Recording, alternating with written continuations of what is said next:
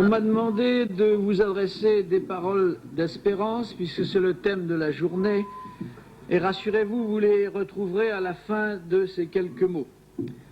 En dehors de l'éternité, qui est pour moi l'unique espérance de l'homme, on sait, tout au moins ceux qui me font l'honneur de lire mes romans, on sait que l'espoir n'est pas tellement mon point fort. Je crois plutôt aux lueurs qui passent entre initiés de génération en génération.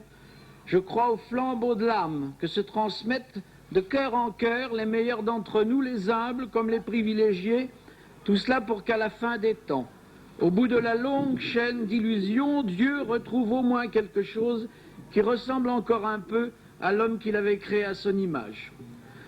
Je crois que les hommes bien nés, tout au moins ce qu'il en reste en France, sont liés par un faisceau de convictions sacrées, reçues et transmissibles, dont beaucoup sont devenus presque indicibles de nos jours, ce qui est à la fois notre tristesse et notre fierté, notre solitude et notre honneur.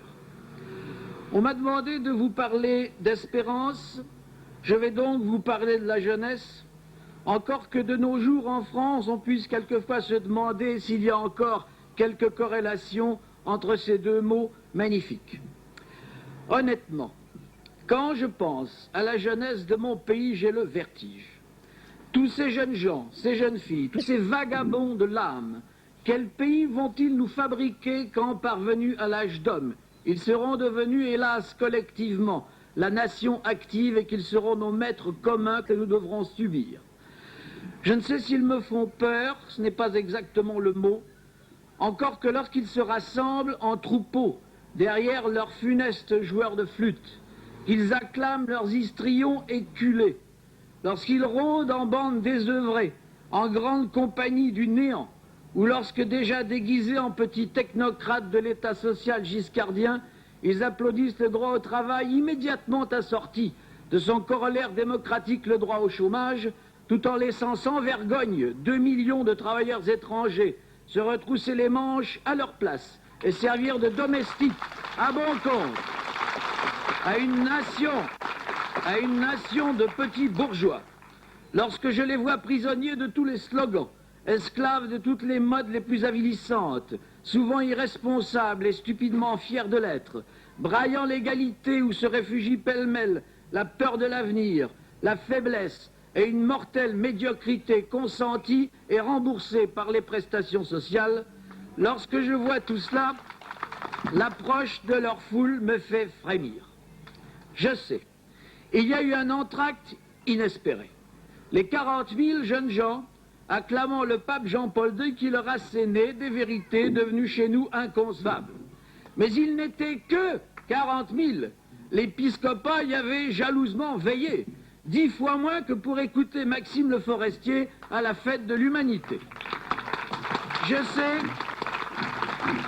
sais, ils ont chanté Ave Maria, ce qui est proprement miraculeux et convenait exactement à cet instant de grâce divine.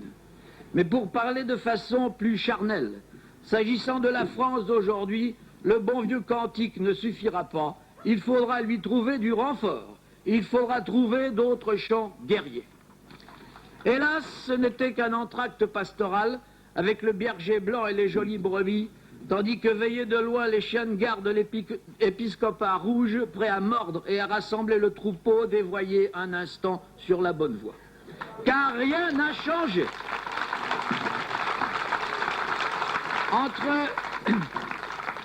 Entre les foules juvéniles françaises parfaitement manipulées, toujours trahies mais inconscientes de l'être, entre ces foules et l'avenir de mon pays, je n'aperçois aucun pare-feu, aucune digue, aucune tranchée, pas le moindre canal de dérivation, pas la moindre conduite forcée, pas le moindre barrage générateur d'énergie pour capter cette force immense, au lieu de la laisser se perdre comme un flot inutile et dévastateur, pour la détourner du néant collectif et l'envoyer d'autorité, exactement, d'autorité, irriguer le cœur de la nation. Car si la jeunesse est l'espérance, celle de nos millions d'enfants et de jeunes gens, il faut se rappeler en quelles mains elle est tombée et quelles armes il nous reste, à nous, à droite, pour la leur disputer, à eux, à gauche.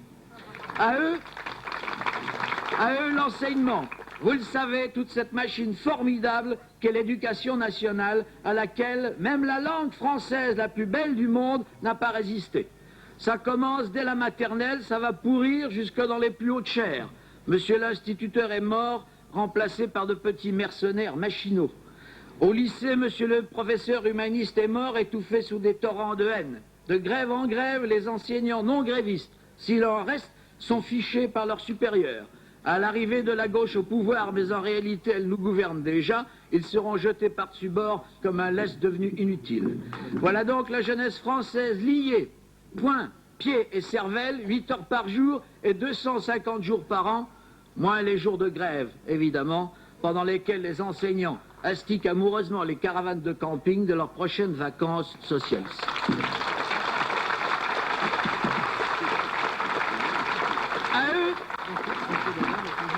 À eux aussi, l'Église. De ce côté-là, c'est réglé, en dépit de la récente visite du pape, sur laquelle l'épiscopat garde un silence sépulcral et blanchi. La hiérarchie catholique française, sous prétexte de retour aux sources, vous le savez, fait demi-tour à gauche, regardez-les. Ils ressemblent tous à Georges Ségui, s'habillent comme Edmond Maire et raisonnent comme les deux réunis. Au nom de Dieu, disent-ils, mais quand ils parlent de Dieu, encore que ce mot passe difficilement à leur bouche, au nom de Dieu, en réalité, c'est de l'homme égalitariste drapé dans ses droits de l'homme qu'ils parlent. Et s'ils ont récemment plus ou moins condamné le communisme, c'est pour marcher plus vite vers leur cher socialisme pseudo-évangélique, et ce ne sera pas de la tarte. Voyez comme ils jazzissent, voyez leur grosse subtilité. Voyez comme ils collectivisent les offices religieux, comme ils vulgarisent l'élan de l'homme vers la divinité, comme ils conditionnent les fidèles à des réflexes de masse. Les nouveaux curés rééduquent exactement comme des commissaires politiques soviétiques ou nord-vietnamiens, par persuasion lancinante sur fond d'autocritique. Et ils n'ont pas changé. Sous des dehors d'apparence apaisante, ils n'ont rien admis, rien cédé, et masqués sous leur jargon, comme celui de l'évêque de Saint-Denis, lors de la visite du pape à la basilique des rois, vous trouverez l'annonce claire d'une ferme rééducation socialiste des troupeaux. Ce ne sont plus des prêtres, ce sont des terroristes religieux. Au cas où en réchapperaient nos enfants, un coup d'œil sur les morpions marginaux qui pullulent sur le corps de la jeunesse et l'empoisonnent jusqu'à l'âme. Je veux parler des mouvements de jeunesse, tous les ACO, JOC, JAC, JEC, les scouts en cordie de France où l'on ne parle plus ni de Dieu ni de la patrie, et où s'égarent encore les meilleurs et les derniers des fils de nos dernières familles françaises.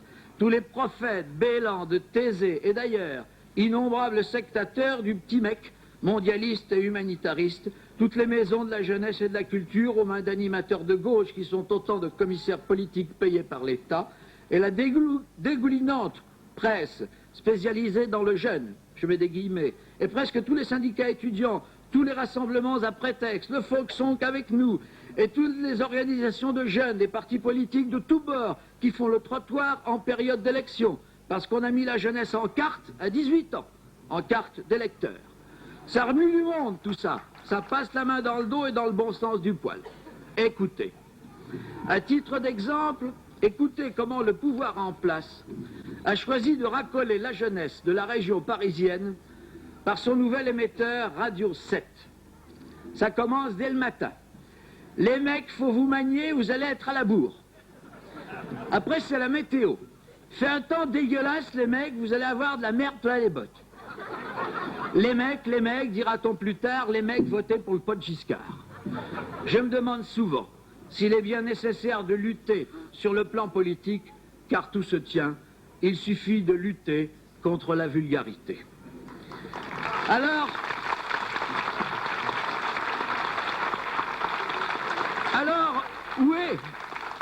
où est la digue?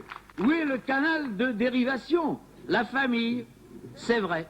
On a tué le père, mais elle résiste encore. Seulement, elle a changé de nature. C'est la famille refuge, quelque chose d'assez animal, une sorte de poulailler avec grains, chaleur, litière. On est nourri, logé, protégé, téléservi, et dans les mêmes conditions aimer, ce qui n'est déjà pas si mal. Mais élever, armer, guider, non. Quand on en sort rien de changer, on change seulement de poulailler. Et le sport. Ah oui, c'est vrai. J'oubliais le sport. Nous avons un ministre pour cela. Preuve que les deux choses sont liées, c'est un ministre de la jeunesse et des sports. Voilà, faites du sport mes petits, le ministre paye pour les piscines, les terrains de foot, les camps de plein air, et les Jeux Olympiques, car vous le verrez, qui va aussi payer pour ça. Mais l'âme et le cœur, ce n'est pas son rayon. Ce sont tous les autres qui s'en chargent de la façon que j'ai décrite. Il l'a précisé lui-même, le ministre, récemment, dans ces termes.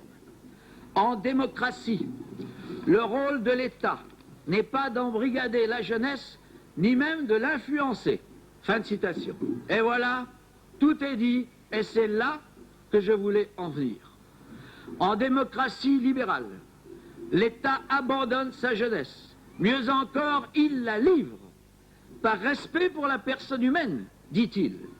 Hélas, ce respect s'exerce toujours à sens unique. En face, on ne s'en encombre pas.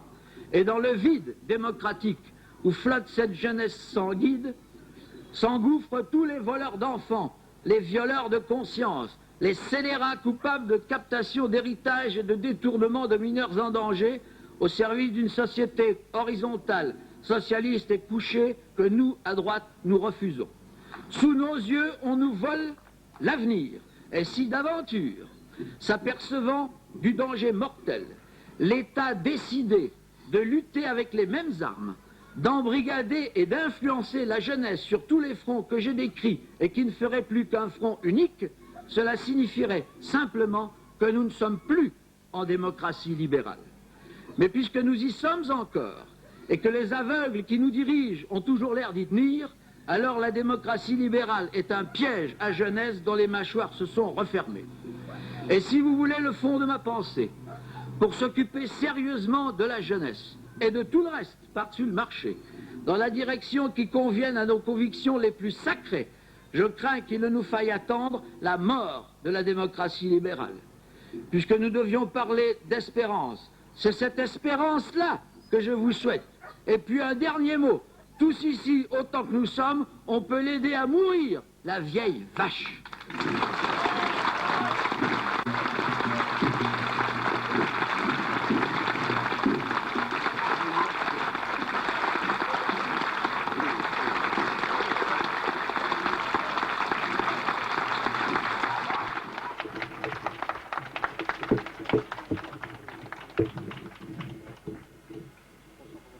Mes chers amis, je suppose d'abord que cet instrument d'orthopédie de la parole fonctionne correctement.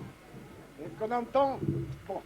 Eh bien, je vais vous dire d'abord que je me réjouis d'être parmi vous. Peut-être pas pour très longtemps, car j'ai tout de même l'impression même qui est une certitude, que les journées me sont comptées, et que peut-être il serait préférable que je passe mon temps à me préparer à la mort qu'à affronter le public.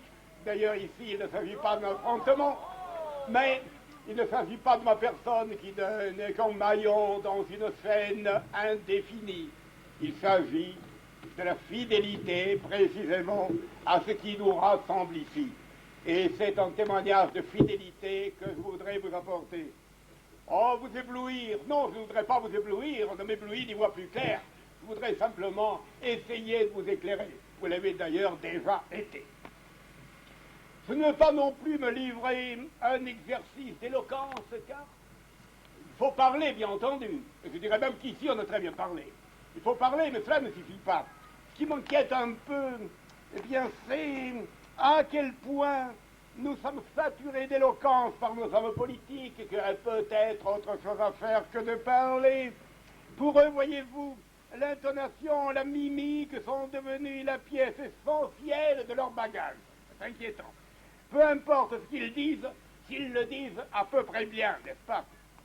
Shakespeare disait les hommes sont devenus des langues, c'est diablement vrai en démocratie, n'est-ce pas? Nous sommes des comédiens du pouvoir. Ce qui compte de plus en plus, c'est très inquiétant. Ce n'est pas la façon dont ils l'exercent, le pouvoir, et c'est la façon dont ils le présentent. C'est un peu ennuyeux. Alors ils sont presque condamnés à l'exhibitionnisme, un exhibitionnisme perpétuel. bien finalement l'exhibitionnisme les conduit à l'impuissance. Il y a même des rapports, n'est-ce pas? Bon. Bien, vous voyez par exemple la dernière édition télévisée de Mitterrand. Bon. Eh bien, la plupart des journaux, si vous vous rendez compte, parlaient justement de la forme parfaite du président à la qualité qui témoigne d'une excellente santé, n'est-ce pas? Bon. Alors je pense tout de même à une chose qui est inquiétante. Supposons que, pris d'un malaise, notre président ait bredouillé ce jour-là, son prestige en aurait sûrement plus souffert que de n'importe quelle gaffe en politique, et même d'une gaffe ruineuse pour le pays. C'est ennuyeux quand l'audiovisuel arrive à régner à ce point. Je me pose la question, comment parlait Sully? Avait-il l'occasion de parler en public? Comment parlait Colbert? Comment parlait Richelieu? Richelieu, cet éternel agonisant, aurait fait sûrement des prestations télévisées plutôt médiocres. Mais il tenait les rênes du pouvoir. Passons. Je sais que nous sommes en petit nombre ici, oui, en petit nombre. Je sais, on vous l'a dit, qu'on nous traite de nostalgiques du passé, de laisser pour compte de l'histoire. Oui, je le sais. Et croyez bien, nous ne sommes tout de même pas demeurés que tout ce qu'on peut dire sur notre faiblesse numérique, sur notre peu de chance de succès dans l'immédiat, nous le savons.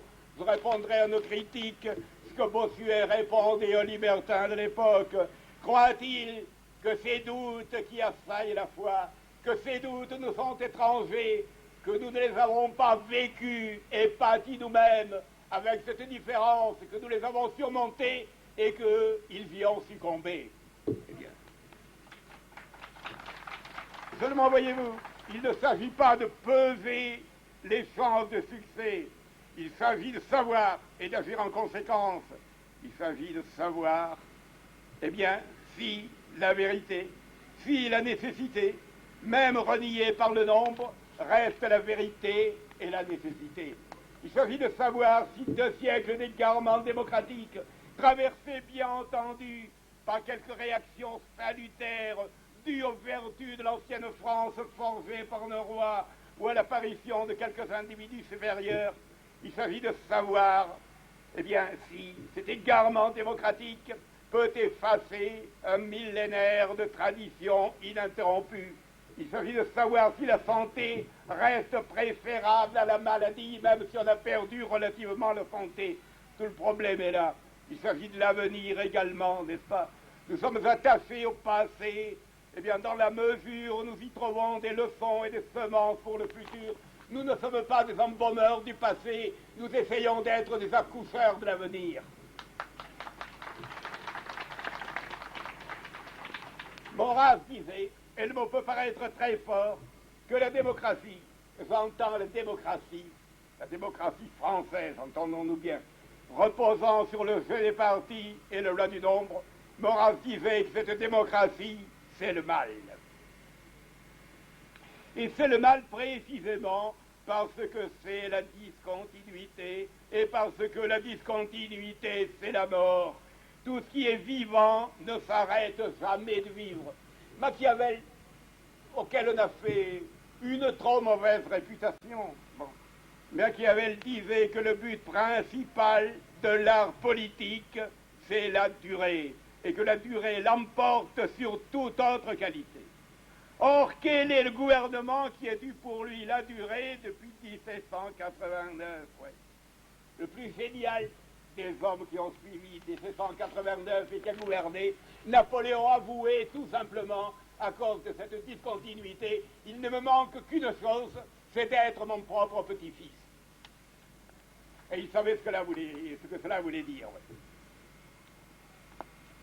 De même, après lui, eh bien, tous ceux qui ont cru incarner les légitimités perdues n'ont pas eu la durée pour eux. Napoléon III, Clémenceau, Pétain, De Gaulle, je ne mets pas tous ces gens-là dans le même sac. Je dis qu'ils n'ont pas pu assurer la continuité, n'est-ce pas? Mitterrand aujourd'hui, si vous voulez, qui se dit président de tous les Français, mais aucun de ces hommes n'a duré et n'a fondé un régime durable. Tout au plus, les meilleurs ont-ils été des réanimateurs occasionnels dans des moments de collapsus du pays. C'est tout. Eh bien, voyez-vous, ce vice, eh bien, tient au système lui-même. On nous rebat les oreilles avec les 50% des Français, tantôt inclinant légèrement à droite, tantôt inclinant légèrement à gauche. Eh bien, qu'on le veuille ou non, la démocratie est obligée de gouverner avec une fraction de la nation contre une autre fraction. Imagine-t-on un corps dont la tête prendrait parti pour la moitié des organes contre l'autre moitié? Bon, est-ce que c'est seulement concevable? Et comme d'ailleurs c'est impossible, la moitié dominante est bien obligée de faire des concessions à l'autre moitié pour assurer un fantôme d'équilibre à la nation, n'est-ce pas? C'est ainsi que la politique de M. Giscard d'Estaing ressemblait déjà à celle de M. Mitterrand, et que celle de M. Mitterrand continue en partie celle de M. Giscard d'Estaing. Le premier, par exemple, eh bien, M. Giscard d'Estaing a légalisé l'avortement, et M. Mitterrand continue en le subventionnant. Bon, alors, voyez-vous, c'est tout même dans la même ligne. De même, eh bien, aujourd'hui, M. Delors commence à tenir des propos analogues à ceux que tenait M. Barre hier, oui. Et d'autre part, le cancer de la démocratie, l'étatisme, va toujours de métastase en métastase. On n'est pas sûr au socialisme, mais je n'ai rien contre le socialisme en soi, n'est-ce pas, oui. Mais par la force des choses, le socialisme actuel ne peut être qu'un socialisme d'État, car l'État-providence, c'est également l'État vampire, un État qui prend le contre-pied de la vraie réalité sociale, du vrai socialisme, qui est fait d'échanges vivants et concrets entre les hommes. Je lisais dernièrement, je vous en recommande la lecture, c'est assez éclairant, un livre d'un certain M. Rosanvallon, jeune militant socialiste, concernant la faillite de l'État-providence. Il montrait très bien que l'État-providence, eh bien, ressemble à je ne sais quel énorme vache à lait qui naturellement fournit du lait à tout le monde, mais qui, eh bien, en vertu de la même nécessité, est obligé de dévorer un peu tout le monde, qui crée un réflexe de fuite, de doute, de telle façon que chaque citoyen préfère se trouver du côté de la mamelle qui fournit le lait que du côté de la gueule qui dévore le pré. Bon, ouais. Et alors, le jeune militant socialiste disait, c'est très regrettable, il faudrait aboutir, avoir de l'imagination, aboutir à un socialisme qui serait concret, basé sur l'aide directe. Il avait des formules d'ailleurs extrêmement amusantes. Il nous parle de réseaux de solidarité directe, de services collectifs auto-organisés, de coopératives informelles de voisinage, n'est-ce pas? Mais cela, nous l'avions autrefois. La vieille France l'avait. On appelait cela simplement l'entraide communautaire ou les relations de bon voisinage, où on pouvait se rendre 1000 services d'une façon directe, humaine, où l'État ne devait pas intervenir et avait tout au plus à arbitrer. Je ne vais pas insister sur ce point, mais c'est absolument capital. Mais évidemment, en démocratie, on ne peut pas faire autrement, étant donné le caractère anonyme du gouvernement. Bon. De telle façon, eh bien, que les hommes politiques sont de plus condamnés à l'équilibrisme. Ce sont des équilibristes, oui. Seul un pouvoir légitime, mais indépendant du jeu des factions et des partis, pourrait réaliser non pas l'équilibre, mais l'harmonie. L'harmonie, c'est tout différent de l'équilibre. Dans l'équilibre, ce sont deux forces contraires qui s'annulent réciproquement.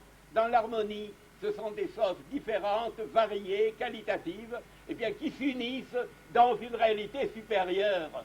Comme par exemple les notes dans la musique, eh bien, sont distinctes les unes des autres, mais dans la mélodie, concourent précisément à cette mélodie.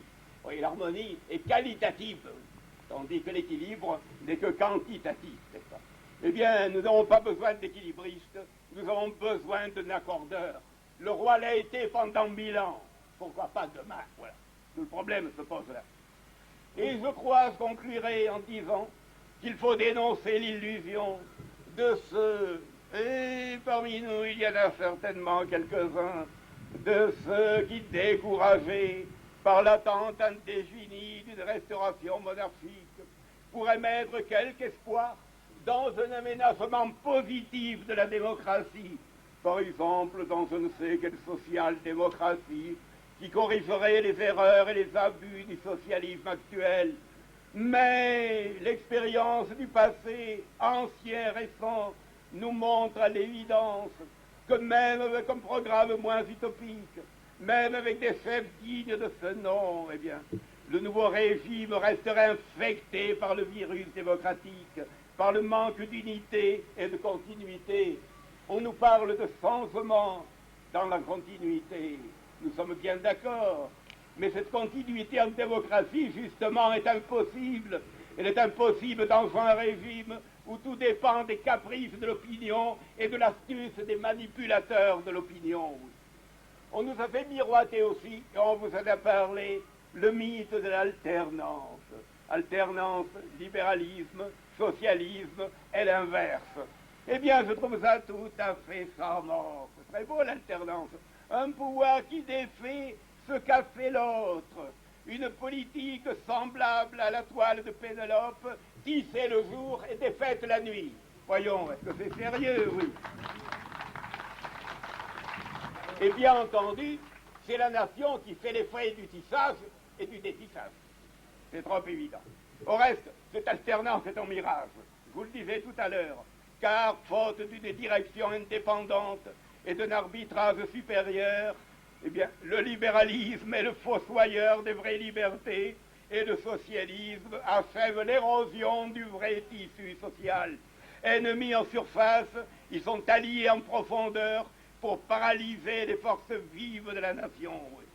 Et voyez-vous, parlons médicalement, alternance, ce n'est pas en faisant changer les biplégies de côté, n'est-ce pas, en les déplaçant de gauche à droite ou de droite à gauche qu'on retrouvera la santé. Et tout se résume en ceci. Les espoirs dans une alternance sont chimériques. Ils sont chimériques, n'est-ce pas? Eh bien, dans ce tissu synthétique de basse qualité qu'est la démocratie, dans ce tissu de basse qualité, et ce tissu synthétique artificiel, l'envers et l'endroit se valent, et nous n'avons pas à choisir l'un ou l'autre, sauf en cas d'urgence et d'opportunité. On vous l'a dit aussi. Par exemple, comme on préfère un moindre mal à un mal pire, aussi longtemps que dure une maladie. C'est ainsi, par exemple, que j'ai voté pour Giscard d'Estaing la dernière fois, aux dernières élections, et je n'en suis pas plus fier pour cela, je vous prie de le croire, n'est-ce pas? Il y a des moments, évidemment, il faut choisir entre deux symptômes du même mal, oui. Mais cela ne suffit pas. C'est la maladie précisément qu'il faut guérir, au lieu de choisir entre les symptômes plus ou moins malins ou plus ou moins bénins. Eh bien donc, je conclus, l'alternance à l'intérieur du mensonge démocratique est un trompe-l'œil.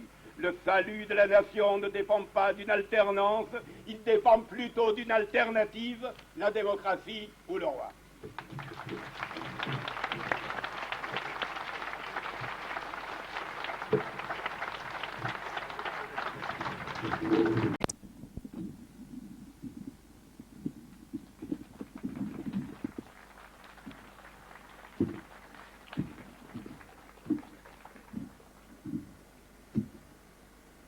Mesdames, Mesdemoiselles, Messieurs, ou plutôt, pour tout rassembler dans un simple mot, mes chers amis, me voilà une fois de plus parmi vous. Je vous ferai remarquer d'abord une chose bien simple, que ce n'est pas une chose très drôle de parler le dernier. Car, à mesure qu'on écoute ceux qui nous ont précédés, on s'aperçoit qu'ils ont dit ce que nous pensons et ce que nous allions dire nous-mêmes, n'est-ce pas? Alors, se sentir le répétiteur des autres, eh bien, c'est quelquefois un peu ennuyeux, mais enfin, comme je n'ai aucune trace de vanité, il se peut que je répète, parce que ce que je répète, c'est ce que je pense. D'autre part, comme je suis un homme très docile, mon ami Chauvet m'a donné un petit embryon de programme que je ne traiterai pas, il faudrait une conférence de 2 heures, mais enfin, dont je donnerai tout au plus quelques linéaments. Il m'a dit de parler sur ce thème, sur le thème suivant, la restauration sera spirituelle ou ne sera pas. bien ce que vous aviez dit. Alors je vous dirai donc quelques mots dans ce sens. Je vous dirai également, je disais récemment à Marseille devant notre ami Chauvet, que j'ai toujours une certaine appréhension à parler devant les foules. Bon, Victor Hugo disait méchamment qu'une foule a trop d'yeux pour avoir un regard et trop de tête pour avoir une pensée. Mais précisément, quoique vous soyez très nombreux, j'ai l'impression de ne pas me trouver devant une foule au sens dont parle Victor Hugo. Car vous n'êtes pas une foule. Ce qui vous rassemble ici, ce qui m'amène ici, ce n'est pas une somme de réflexes mi-idéologiques, mi-viscéraux, comme c'est le cas pour la plupart des assemblées politiques. C'est une âme commune, c'est une fidélité commune à la même cause, à la même source, à la même tradition porteuse de vie et d'espérance. Et je parle à tous comme je parlerai à chacun. On vous l'a déjà dit, n'est-ce pas? Et je n'insisterai pas sur le côté quasi tragique de la situation actuelle. Il apparaît à tous les yeux qui ne sont pas complètement embués par les fanatismes idéologiques. Elle était même prévisible, tellement prévisible que je me pose quelquefois quelques questions. Moi qui ne suis pas un économiste, moi qui vis en dehors de la politique, moi qui n'ai la prétention que d'avoir un peu de bon sens, j'avais parfaitement prévu ce qui arriverait dans l'espace d'un an ou deux. Je le savais, non pas précisément chiffres en main, mais enfin presque à peu près, chômage, inflation, désorganisation, révolte, ainsi de suite. Alors je me demande comment des hommes politiques, qui ne sont pas des idiots, je me demande, enfin bref, mais qui tout de même ont un peu d'économie politique, un peu de sens commun, je ne sais pas, comment ils ne l'avaient pas prévu eux-mêmes? Et comment, sachant que le socialisme a méthodiquement échoué dans tous les pays où on a essayé de l'appliquer, comment ils refont la même expérience indéfiniment pour aboutir aux mêmes échecs? Enfin, entre nous, que penseriez-vous d'un médecin qui aurait massacré 50 clients avec un remède qui leur donnerait une 51e fois? Mais, enfin, nous en sommes là, et c'est un peu stupéfiant. Bon.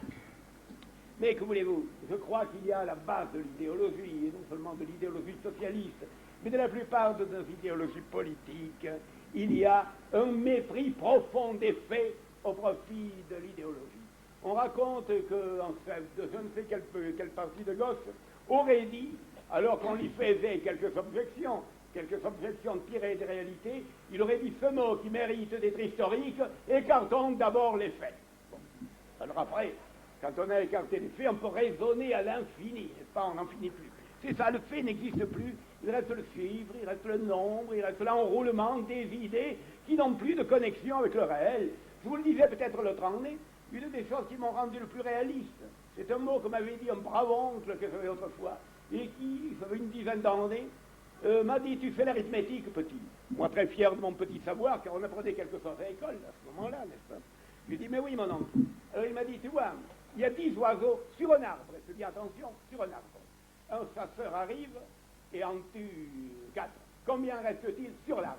Moi, très fier, j'ai répondu, s'il en a tué 4, il en reste 6. Il m'a répondu, non, petit imbécile, il n'en reste point, parce que le coup de fusil a fait partir les autres. Oui. Eh bien, c'est très profond, et beaucoup de méthodes qu'on emploie, d'aménagements fiscaux, sont un peu du même ordre, basés sur une pure idéologie, une pure arithmétique, car on oublie trop souvent que les coups de fusil du fisc font s'envoler les oiseaux. Oui.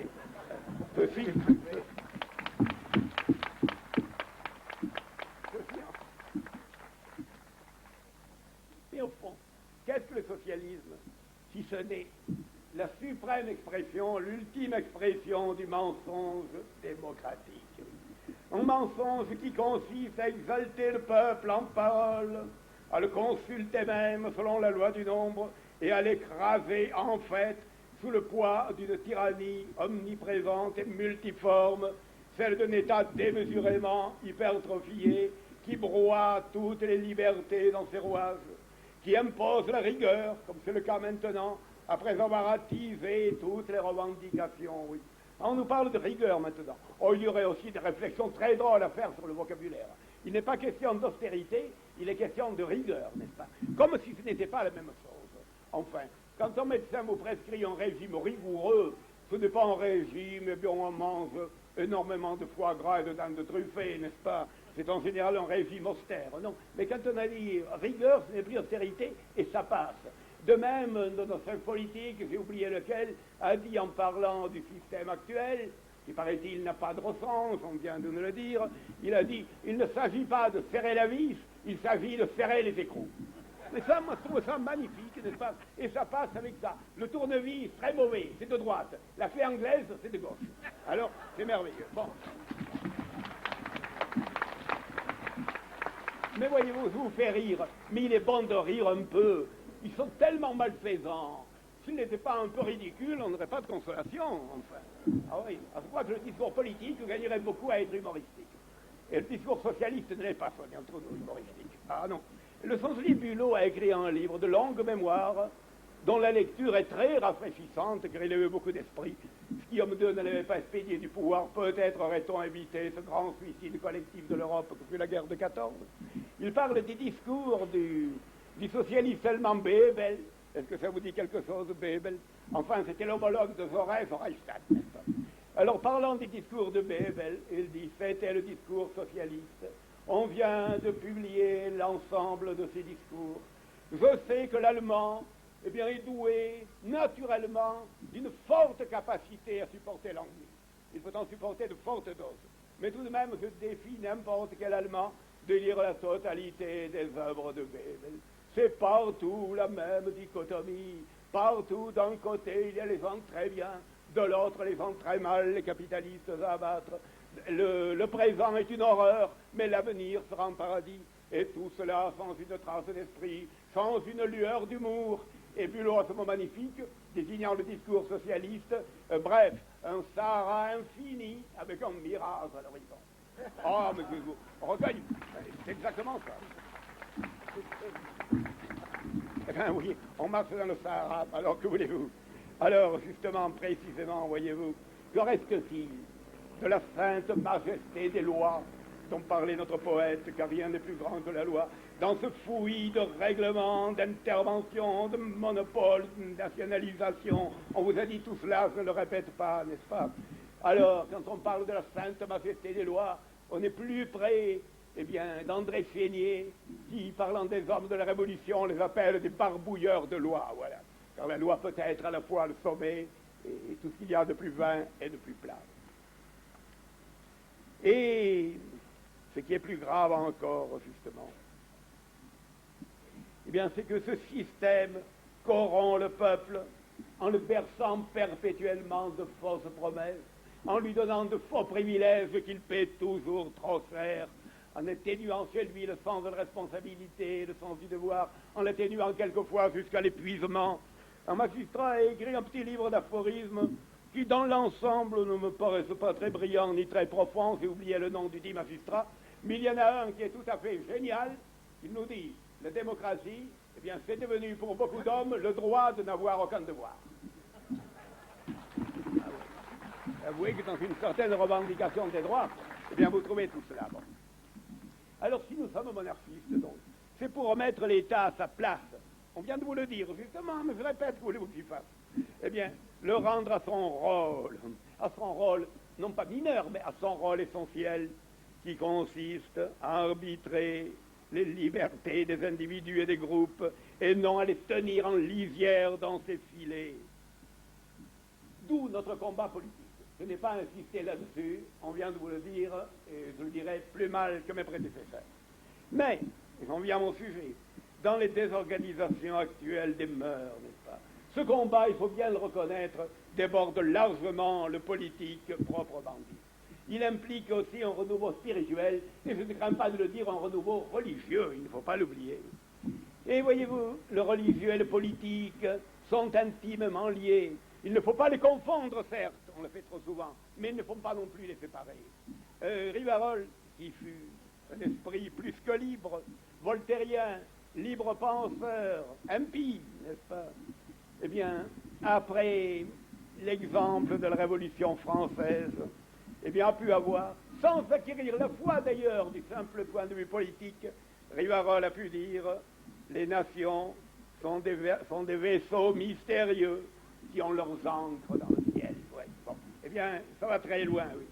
L'idéologie démocratique, au contraire, qui s'est substitué à la morale et à la religion, prétend assumer l'harmonie de la cité et le bonheur de ses habitants par la seule force de l'homme et des lois humaines, oui.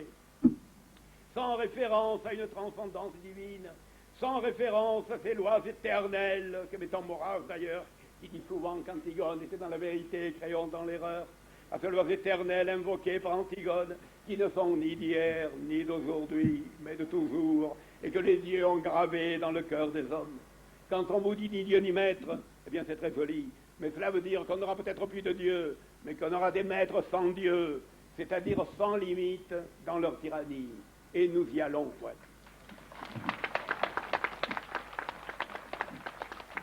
Et qu'arrive-t-il en effet dans le pays étalé jusqu'au bout de sa logique interne?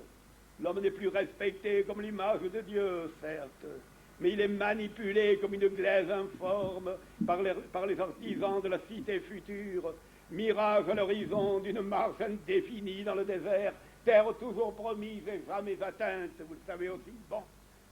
Et alors là, on revient à un mot du comte de Paris, un mot qui n'est pas d'aujourd'hui, qui m'a beaucoup frappé, et que j'ai lu précisément avant la guerre, vers les années 36, avant les dissensions avec Maurras, qui sont bien regrettables et dont je n'ai pas à traiter ici. Ce mot du comte de Paris était celui-ci: les institutions démocratiques qui corrompent les hommes. Eh bien voilà, nous commençons à voir les effets de cette corruption, de façon que le pays légal, eh bien, pénètre peu à peu le pays réel en le corrompant. Il ne faut pas se le dissimuler, oui. Nous voyons se dresser, eh bien, devant nous l'image d'un peuple.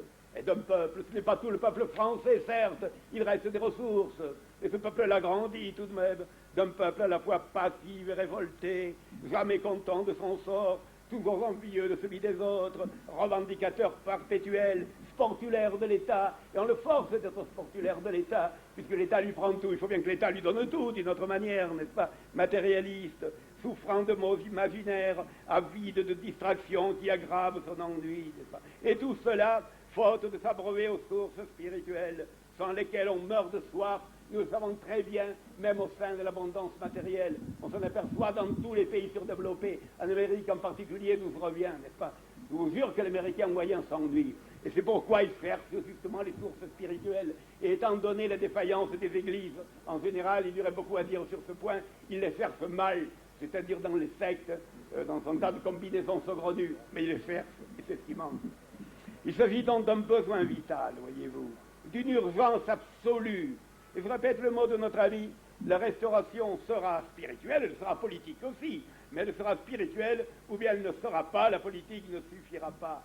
Car, et je crois que, justement, disons cela, il ne suffit pas de donner un roi à la France. Et certes, il faut le lui donner le plus vite possible, mais il faut encore donner une France au roi, n'est-ce pas? Voilà.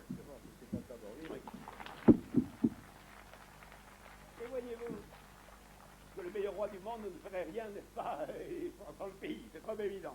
Et c'est à chacun de nous qu'il appartient d'y travailler. Voyez-vous, Chesterton disait quelque part, et cela paraît de plus en plus vrai aujourd'hui, que quand on note le surnaturel, il ne reste plus que ce qui n'est pas naturel. Voilà une parole qui va très loin. Et voyez la corruption de la nature. Si on revenait à la bonne nature, si on revenait à l'innocence animale, ce serait merveilleux, mais c'est impossible. On ne peut que monter au-dessus de la nature ou tomber au-dessous. Vous voyez tous les vices qui foisonnent, enfin, toute cette misère, enfin. Dans un pays, je reviens du Canada également, enfin, dans cette province de Québec, qui évidemment avait vécu pendant des siècles en théocratie. Une théocratie qui n'était pas toujours drôle. J'aime beaucoup les curés quand ils sont dignes de l'être, mais je n'aime pas le gouvernement des curés. Bon, mais enfin, maintenant, eh bien, que la théocratie a disparu, que sur 10 curés, il y a 9 de défroqués plus ou moins mariés à une nonnette, n'est-ce pas, et je n'exagère pas, n'est-ce pas, eh bien, il y a une décrépitude des mœurs, pas partout, il reste des éléments extrêmement sains, il reste des éléments qui réagissent, mais enfin, une espèce d'émiettement général, une espèce de pornographie intellectuelle, ce qui est pire que tout, qui s'installe partout. Quand on voit une revue qui s'appelle par exemple Vivre en amour, qui est carrément une revue scientifico-pornographique dirigée par un révérend père qui continue à signer maître en théologie et conseiller de la reine, eh bien, que voulez-vous, on a l'impression qu'on n'est plus dans la nature, n'est-ce pas, oui. Enfin, je vous cite qu'un exemple entre bien. Eh bien, voilà. Encore une fois, nous sommes les témoins de cette dégradation, oui. Et nous devons être les ouvriers de cette résurrection, oui. Et là, évidemment, je n'ai pas de formule à vous donner. Il n'y a pas de voie fixée d'avance avec des panneaux signalisateurs. C'est à chacun de nous de trouver la voie en vivant par la vie intérieure et par la communication fraternelle, n'est-ce pas, oui. L'expérience des siècles, d'ailleurs, prouve, je le répète, qu'un peuple qui ne regarde plus vers le ciel ne marche plus droit sur la terre et que le politique repose sur le sacré, oui. C'est Bernice qui disait dans son poème bien ennuyeux, mais où j'ai tout de même trouvé ce beau vers, où Dieu n'a plus d'autel, les rois n'ont plus de trône. Et ceci est vrai aussi, oui. Certes, un changement de régime, celui que nous souhaitons, peut favoriser cette orientation, c'est trop clair. Les bonnes lois aident aux bonnes mœurs, mais elles ne peuvent pas y suppléer complètement, oui. Et c'est d'ailleurs le mot de Jeanne d'Arc qui dit très précisément la chose, Dieu premier servi. Et voyez-vous, pour qui, comme moi, a vu se succéder tant d'illusions, suivies de tant de déceptions, et le mal qu'on fasse par une porte, rentrer par l'autre, et changer sans fin de masque sur le même visage. Eh bien, pour des hommes comme moi, éclate la vérité d'un grand mot d'un père de l'Église grecque, bien mal connu, qui nous montre le seul progrès possible de l'humanité. Ce mot, c'est celui-ci, se traduit, il y a un mot qui est pris adverbialement, enfin, le père de l'Église grecque dit « Rien ne peut changer en mieux dans l'homme indivinement ». En grec, athéos, pris dans son sens adverbial, sans l'aide de Dieu, sans le secours de Dieu, si vous voulez. Mais indivinement me paraît merveilleux. Et en effet, eh bien, c'est comme ça. Si l'homme ne se ressource pas vers le ciel, eh bien, comme on dit aujourd'hui, il n'a pas le mot ressourcer, eh bien, on ne voit pas d'amélioration.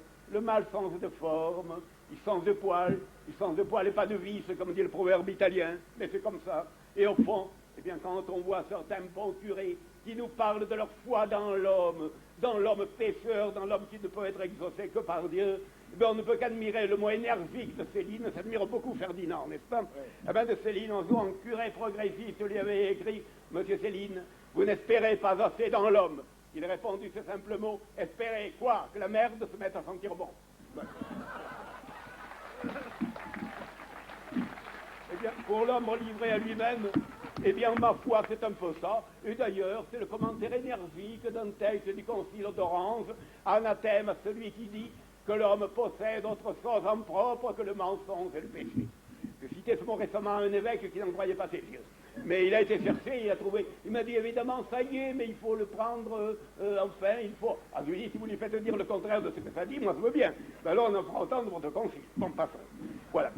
Eh bien, écoutez, je vous ai dit cela le plus simplement du monde sur le ton de la conversation. Je ne voudrais pas avoir l'air surtout de vous avoir fait un sermon, car je ne déteste rien autant que de faire de sermon. Mais précisément, c'est mon réalisme, pris au sens le plus terrestre, le plus charnel du mot qui me dicte ces paroles. Elles pourraient paraître légèrement superflues ou pour le moins exagérées à des époques où même si la foi explicite en Dieu subissait des éclipses, il restait dans les âmes et dans les sociétés de solides vestiges de l'héritage de la civilisation chrétienne. Oui, encore, cela s'est vu au XIXe siècle. Mais aujourd'hui, que ces réserves sont de plus en plus épuisées, un tel appel prend l'urgence tragique d'une manœuvre de sauvetage à bord d'un vaisseau en train de couler. Et c'est pourquoi, ce sera mon dernier mot, je ne sépare pas ma foi monarchique de ma foi chrétienne. Bravo.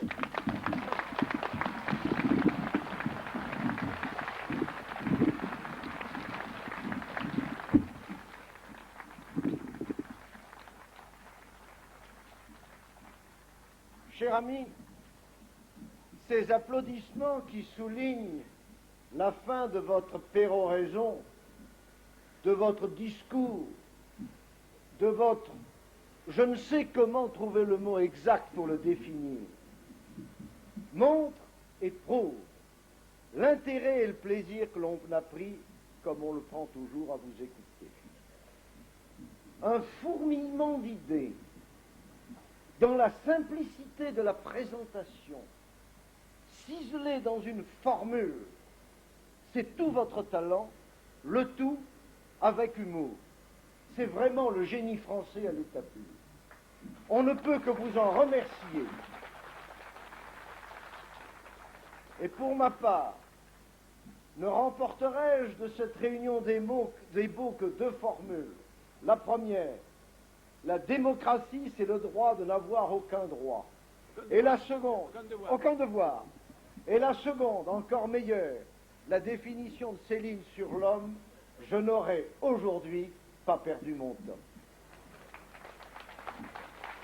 Il nous faut conclure, cher ami, et c'est à moi que ce devoir incombe. Ô combien difficile, après tout ce qui vous a été dit, après tout ce qui vous a été présenté, après l'importance des tâches qui nous attendent. Il nous appartient en effet, à nous, gens d'Action française, de combattre pour l'école, de combattre aussi pour le respect des règles juridiques que Wagner si souvent traite, que ce soit dans Aspect, dans la Revue universelle ou dans Présent. Nous devons combattre pour notre défense. Nous devons combattre et travailler dur pour payer aussi nos impôts, pour notre sécurité. Nous devons combattre aussi parce qu'il existe des échéances électorales et pourtant, nous n'avons pas confiance en l'élection. Nous devons combattre partout et sur tous les plans. Nous devons même, à l'heure actuelle, pour certains d'entre nous, combattre et nous défendre dans nos familles. Parce que, comme il faut bien le reconnaître, trop de choses s'écroulent. Il est difficile parfois d'être... Gérard de Gubernatiste assure la conclusion du Rassemblement des Beaux de juin 1983. Alors c'est vrai, parfois, et en tout cas nous en connaissons. Des gens nous disent, c'est un sentiment de détresse, c'est un sentiment de fuite. Il en est qui pensent à aller ailleurs, non pas comme Jobert, mais véritablement à quitter la France, parce qu'ils ne se sentent plus bien chez eux. Eh bien, les gens d'Action française peuvent véritablement faire leur. Une lettre de Saint Paul aux Romains que j'ai trouvée, car il m'arrive aussi parfois, indépendamment de Maurras, de lire mes évangiles et de lire les saints apôtres. Et voilà ce que disait Saint Paul. La détresse elle-même fait notre orgueil, puisque la détresse produit la persévérance. La persévérance, la valeur éprouvée, l'espérance. Eh bien oui, nous, gens d'Action française, avec Maurras, parce qu'il nous l'a dit, parce que nous croyons en lui sur le plan politique, sur le plan de notre combat humain, Maurras, sa vie durant, a été homme d'espérance, et nous aussi, nous sommes hommes d'espérance. Et dans cette détresse profonde, c'est vrai, où se trouve aujourd'hui la France, nous y puisons notre orgueil, parce que nous savons, avec la valeur éprouvée de notre histoire, avec la valeur éprouvée de l'enseignement de nos maîtres, que nous avons raison envers et contre tous de croire encore en l'espérance française, parce que nous ne la voyons pas dans un scrutin, nous ne recherchons pas cette vérité dans une urne, nous la cherchons plus loin, nous la recherchons dans le baptême de Clovis, et nous croyons vraiment à ce millénaire français que nous allons fêter dans si peu de temps et qui a permis à la France de se faire. Nous sommes hommes d'espérance parce que nous croyons au roi, parce que nous croyons au sacre, parce que c'est vrai, même pour ceux d'entre nous qui ne sommes pas catholiques, nous croyons en Dieu.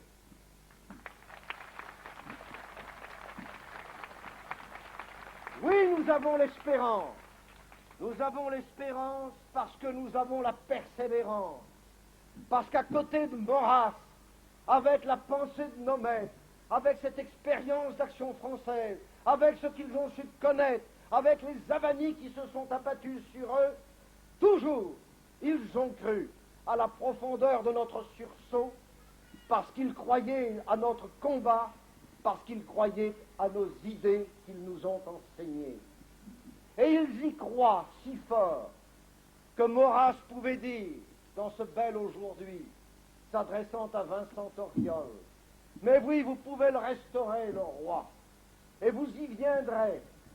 Et puis ne vous trompez pas, vous serez tout à fait à votre aise, vous ne nous rencontrerez pas dans les allées du pouvoir. » Il allait même jusqu'à dire, Maurras, « Il se peut peut-être que le prince ne communique pas dans nos pensées, je le regrette, parce que je les crois bonnes, parce que je les sais bonnes, parce que je les sais démontrables, parce que je les ai démontrées.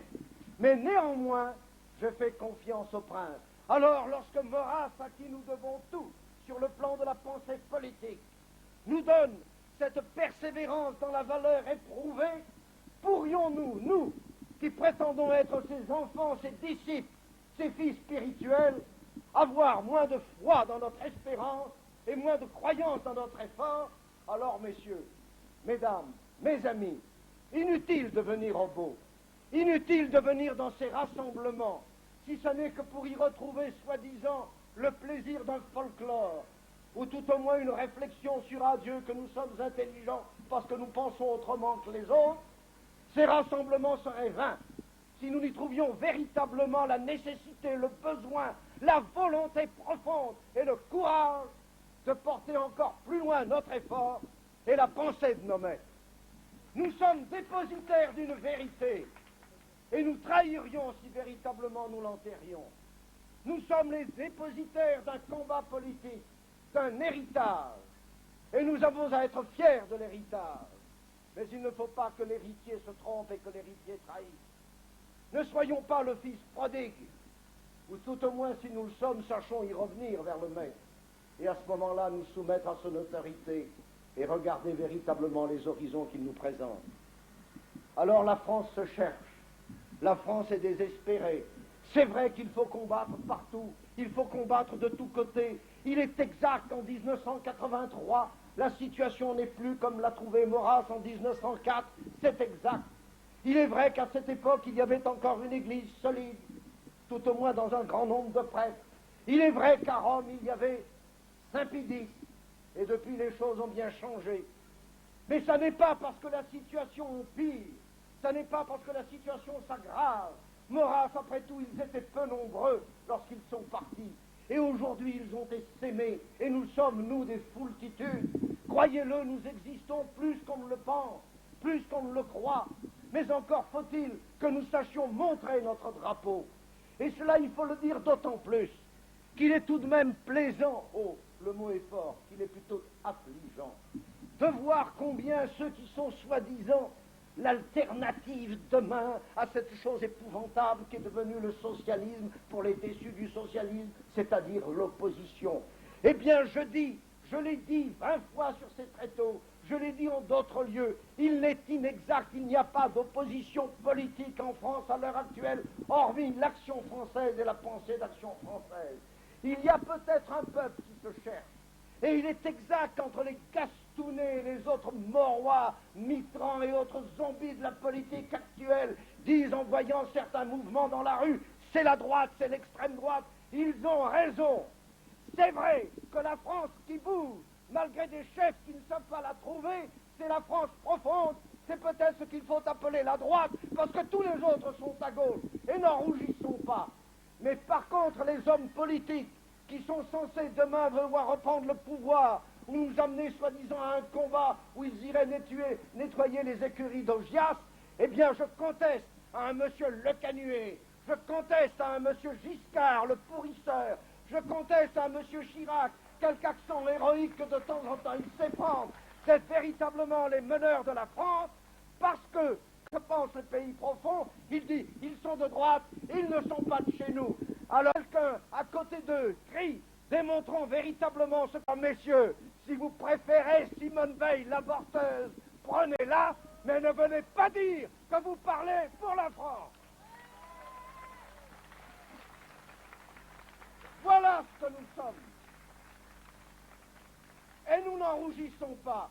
Mais encore une fois, gens d'Action française, Camelot, mes amis, vous les héritiers de cette tradition, ne vous endormez pas simplement dans le plaisir de l'article écrit, lu ou récité. Ne vous contentez pas du discours où vous venez écouter quelques orateurs qui, comme moi, s'excitent, parce que vraiment, je le crois.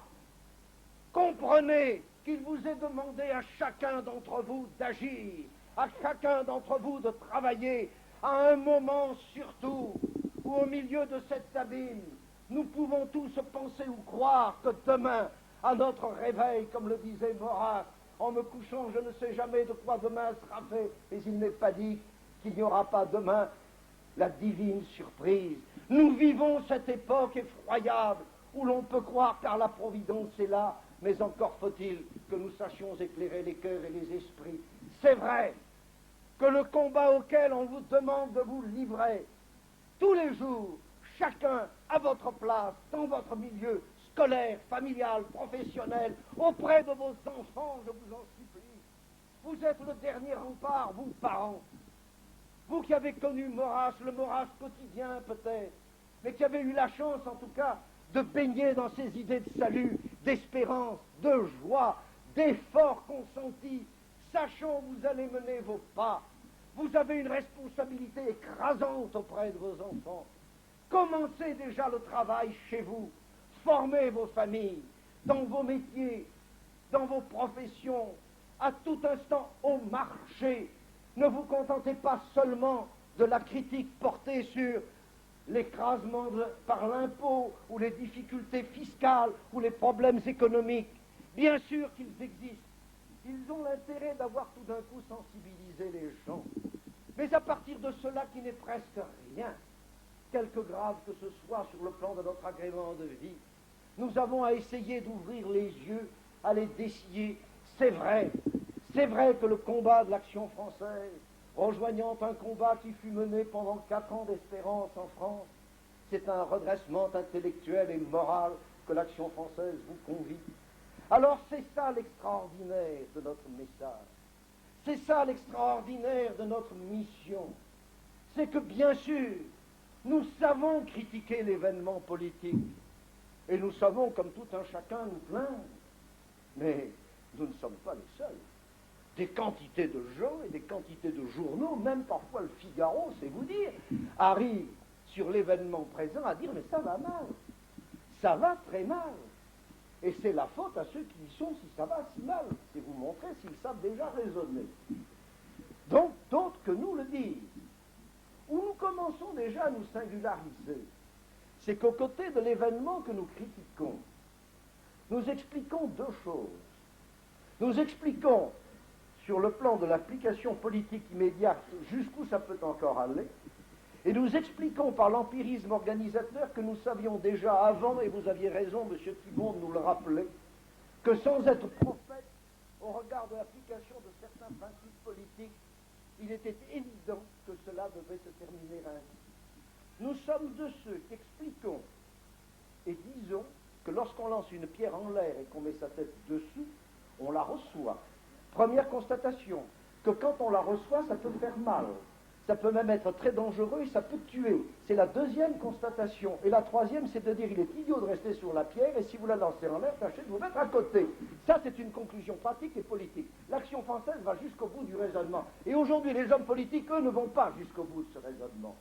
Alors, à la critique, à l'explication, nous ajoutons en outre, et c'est l'essentiel de la pensée maurassienne, parce qu'il est vrai aussi que d'autres, parfois, font très bien l'analyse critique de ce qui s'est passé en disant il vaudrait mieux faire tout d'un coup autre chose. Mais nous ajoutons que si véritablement on veut que cette autre chose triomphe, il est nécessaire d'avoir une institution politique. Et que l'institution politique qui permettra justement ce redressement, quelles que soient les bonnes volontés des autres, cela ne se retrouve que dans la monarchie et dans la tradition monarchique française, c'est-à-dire royale. Le gouvernement d'un seul plus l'hérédité, voilà ce que nous enseignons. Parce que si nous prenons aussi, à côté des zombibis dits de l'opposition, qui se refusent d'être ce que le bon peuple de France voudrait qu'ils soient politiques, contraire à celle qui se fait. Parce qu'en définitive, il ne saurait que la continuer, la prolonger ou légèrement l'adoucir. Parce que si vous arrivez à trouver une différence entre Giscard et Mitterrand, à part l'accélération, il n'y en avait aucune. Alors quoi? C'est-à-dire des gens qui ont le courage d'avoir une politique, nous. Et pourquoi voyons-nous le silence des fameux Chirac, Giscard et autres barres? Monsieur Chirac qui dira « Moi je n'ai rien à dire lorsque je sors chez le président de la République, parce que c'est mon habitude », alors que Giscard, lui, au contraire, éprouve le besoin d'en parler beaucoup. On essaie de se distinguer, on se démarque, parce que le régime dans lequel ils existent et dans lequel ils comptent prospérer, c'est l'erreur. À quoi l'élection? La recherche de l'électeur, la recherche de la voix, c'est-à-dire par définition, parce que c'est ça le mal démocratique, en fait, et entre nous, des guerres civiles larvées. Nous n'avons pas l'unité politique, nous ne retrouvons pas le principe fédérateur. Tous peuvent croire que demain ils le seront, tous ils essayent de le devenir, peu leur importe la France, c'est leur petite personne qui les intéresse. Et c'est pourquoi nous, gens d'Action française, au mal que l'on dénonce, au remède que l'on apporte, on y ajoute la solution politique et nous sommes les seuls, le roi. Alors, je sais, je voudrais terminer parce que ce matin on nous l'a dit pendant le sermon et l'on avait raison. Nous voulons ramener le roi à Paris, mais peut-être il convient de lever un peu plus les yeux vers le ciel. C'est exact. Observation qui a déjà été faite à l'Action française et que l'on connaît bien et sur laquelle il n'est pas besoin de revenir. Si ce matin, à cet emplacement, était l'hôtel de la messe, c'était pour les gens d'Action française, nombreux certes, qui sont catholiques. Mais l'Action française n'est pas un mouvement religieux. L'Action française, ça n'est pas l'Église. L'Action française est un mouvement politique.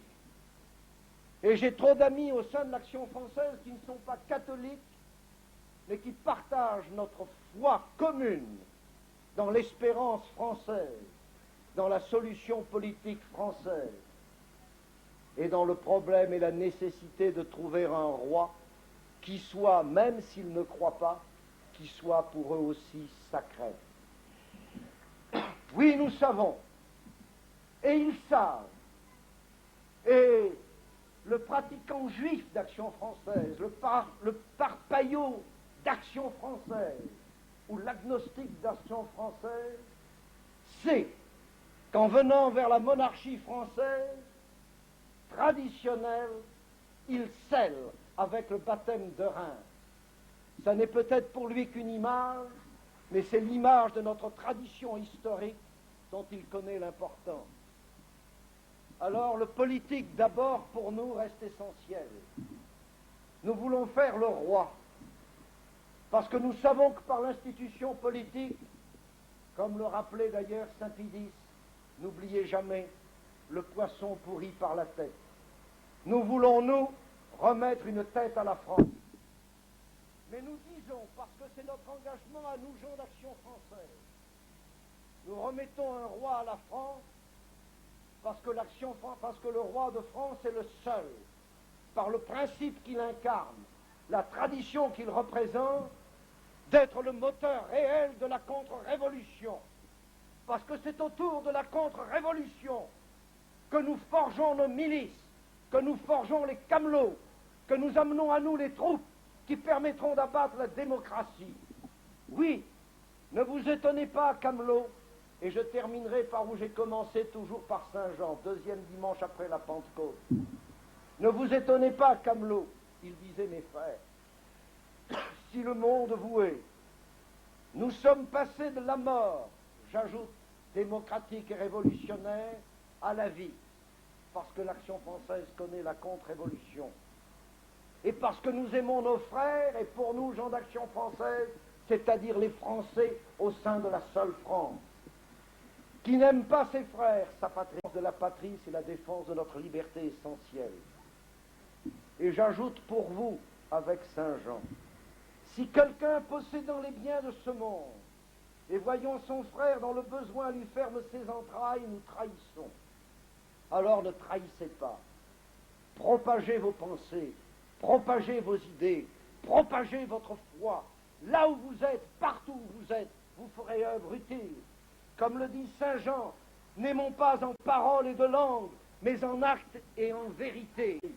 Meurt, parce que la défense, oui, en bâtissant la cité des hommes, et c'est là où nous rejoignons le sermon de ce matin, nous construisons la cité de Dieu avec Sainte Clotilde, Sainte Geneviève, Sainte Jeanne, nous, fils de France, fils de la Dame Marie, nous saurons retrouver le chemin de Reims pour l'espérance française, le roi.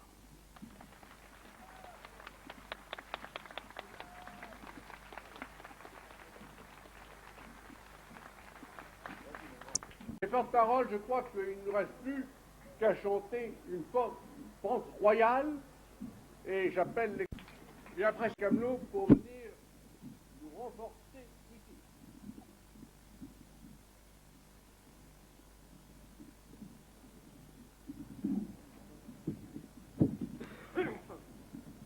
Montez ballons avec courage, et sur le sol sont rassemblés nos rois.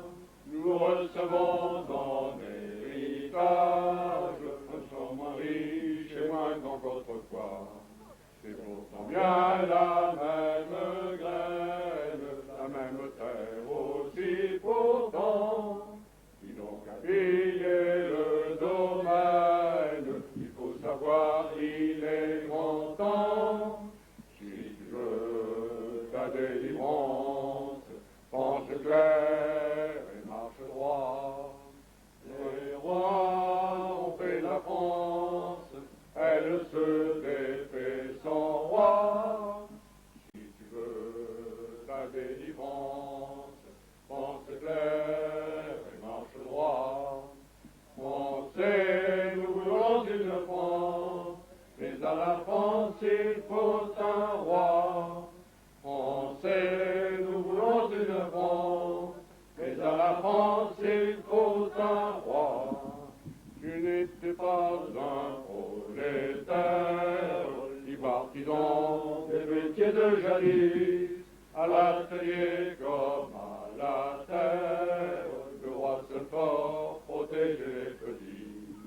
Abandonner l'ouvrier peine, esclavillère force à deux mains, entre le dictateur de haine et ceux du capital sans fin. Si tu veux ta délivrance, pense clair et marche droit. Les rois ont fait la France, elle se défait sans roi. Si tu veux ta délivrance, pense clair et marche droit. Français, nous voulons une France, mais à la France il faut un roi. Français, nous voulons une France, mais à la France il faut un roi. Enfin des chimères fatales, un penseur délivre le cerveau, assez de sang et de scandale, homme de vie qui crie de flambeau. Pour les resteurs, leur est mauvaise, quand on pensait d'avoir raison, et partout l'action française, et reculer la trahison. Si tu veux ta délivrance, pense clair et marche droit. Les rois ont fait la France, elle se défait sans roi. Si tu veux ta délivrance, pense clair